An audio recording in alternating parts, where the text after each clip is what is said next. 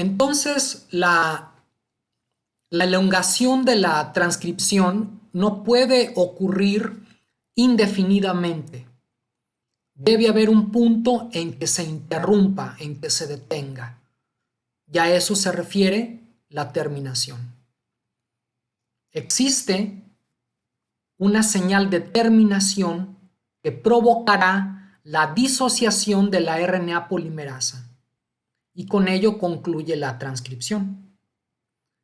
Este dibujo representa el proceso de terminación muy a grosso modo, en donde vemos el gen de doble cadena, pero en algún punto se libera el mensajero y lo mismo la RNA polimerasa, que si recuerdas ya no tenía el factor sigma, pero cuando se libera puede adoptar otro factor sigma, que es este círculo amarillo, para que se posicione nuevamente en el promotor y catalizar un segundo round de transcripción. Hay dos mecanismos para terminar la transcripción.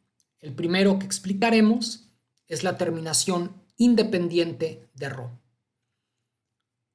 Esta porción del gen que vemos en rojo, si vemos la secuencia, esta que tenemos aquí, pues por aquí va a pasar la RNA polimerasa, lee esta, la que va de 3 a 5, y entonces producirá esta secuencia de RNA. Que si nos fijamos, subrayado en rojo, tenemos segmentos que son complementarios. Y al ser complementarios, esto que tenemos aquí presentará una estructura secundaria. Pues esta estructura secundaria, una vez que se sintetiza y se forma, va a expulsar a la RNA polimerasa. Y es por eso que ahí terminará la síntesis de RNA. El otro mecanismo de terminación depende de Rho. ¿Qué es Rho? Rho es una proteína que forma hexámeros y que reconoce una secuencia de RNA en los transcritos que para que terminen de transcribirse tienen una secuencia definida en el cual ahí se recibe Rho, que es este hexámero que tenemos aquí. Y aquí tenemos un dibujo de Rho de las 6 subunidades y sobre este hexámero va colocado la secuencia que reconoce en los transcritos que son dependientes de este sistema. Entonces ahí se posiciona Rho y digamos que le da una patada a la RNA polimerasa, liberándose el mensajero, la polimerasa y Rho. Aquí en rojo señalo la secuencia que reconoce el hexámero Rho. En bacterias tenemos dos diferentes escenarios.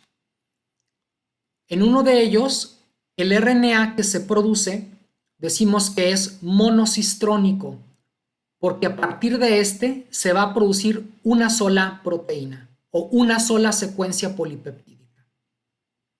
Pero también tenemos RNAs policistrónicos, que son más largos y a partir de estos se pueden sintetizar proteínas de secuencia distinta. En este caso tenemos un policistrónico en donde se producen 3 proteínas distintas, pero pueden ser más. En cualquier caso, tenemos una sola señal de terminación. Esto que hemos visto hasta ahora es el caso en el cual el factor sigma 70 es el que está involucrado. Sigma 70, que reconoce esta secuencia en -35, es el que se encarga de transcribir todos los genes que se necesitan para que la bacteria se mantenga viva, o genes housekeeping. Por eso le decimos es un factor sigma general.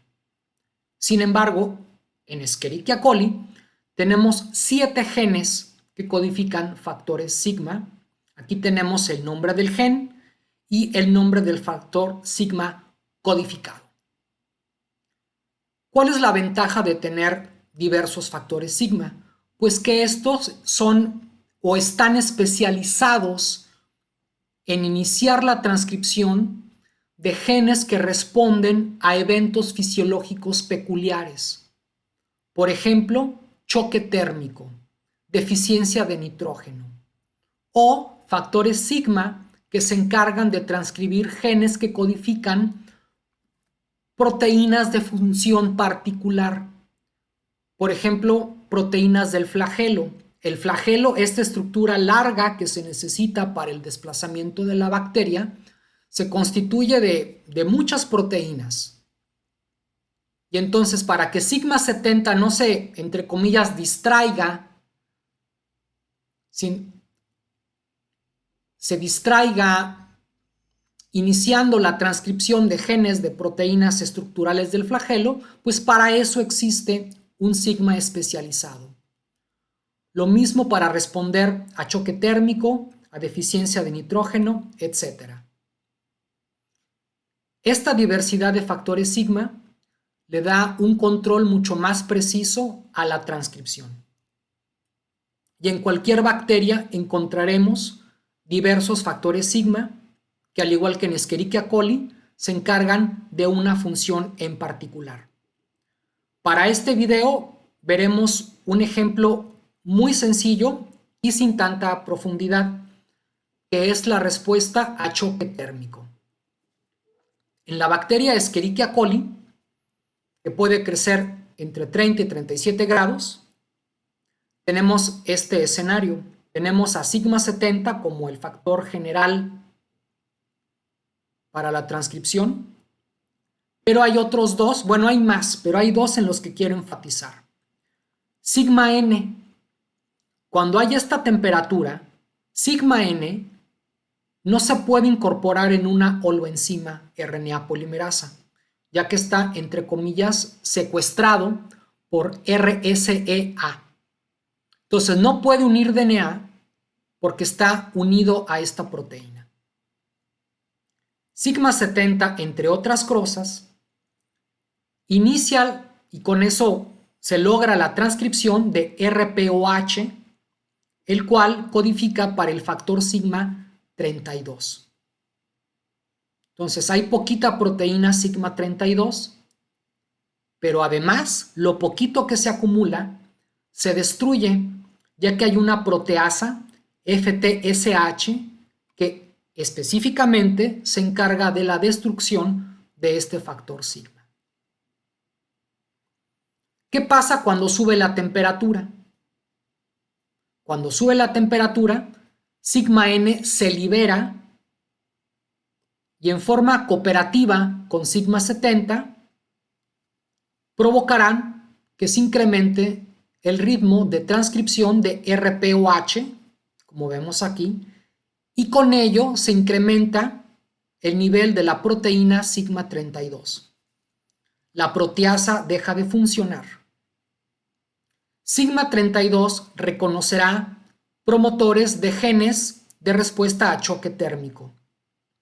Por ejemplo, chaperonas, que en otro video de aquí del canal explicamos que son proteínas que ayudan al plegamiento de otras proteínas, las cuales pierden su forma cuando sube la temperatura. También se promueve la expresión de proteasas que se encargarán en destruir proteínas que por el incremento de temperatura perdieron su plegamiento correcto y no lo pueden recuperar. Y obviamente esta síntesis o esta acumulación no ocurre cuando la temperatura es óptima.